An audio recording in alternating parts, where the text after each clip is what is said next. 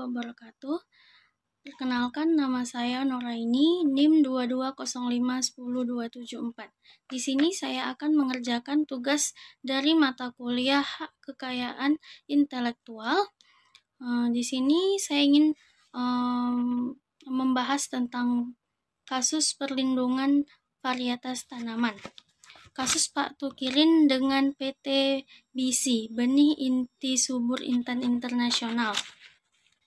Tukirin, petani asal Nganjuk, melawan PT Benih Inti Subur Intan Internasional (TBK), PT BC, sebuah perusahaan benih yang ada di Kediri.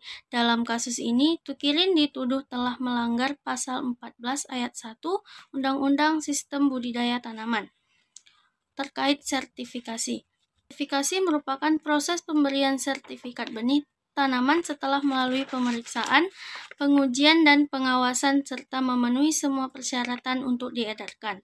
Dari gugatan yang diajukan oleh PT BC tersebut, Tukirin diputus bersalah telah melanggar Pasal 61 Ayat 1 huruf B junto Pasal 14 Ayat 1 Undang-Undang Nomor 12 Tahun 1992 tentang Sistem Budidaya Tanaman. Padahal Tukirin tidak pernah melakukan kegiatan sertifikasi atas benihnya, melainkan hanya memodifikasi dan membagikan kepada petani lain, yang mana tindakan ini bisa dilakukan oleh petani pemulia tanaman di Indonesia.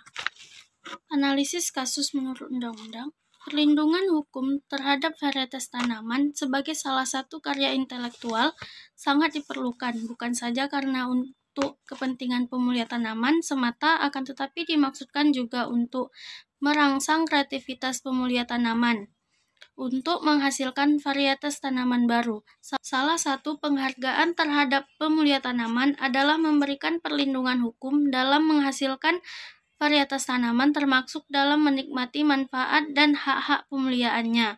Perlindungan varietas tanaman merupakan salah satu ketentuan dalam HKI yang masih relatif baru dalam sejarah perlindungannya, sebagai hak kebendaan imaterial yang diberikan kepada individu oleh negara. Perlindungan varietas tanaman yang merupakan sui generis dari paten merupakan perlindungan terhadap varietas tanaman yang dihasilkan oleh pemulia tanaman yang mengandung unsur baru, unik, dan stabil. Dengan adanya Undang-Undang Nomor 29 Tahun 2000 tentang perlindungan varietas tanaman, maka keberadaan pemulia yang memuliakan pemuliaan akan terlindungi, di mana pemulia menghasilkan varietas tanaman yang memenuhi ketentuan Undang-Undang Perlindungan Varietas Tanaman tersebut dapat memperoleh hak perlindungan varietas tanaman dan mendapatkan manfaat ekonomi dari hasil pemuliaannya itu.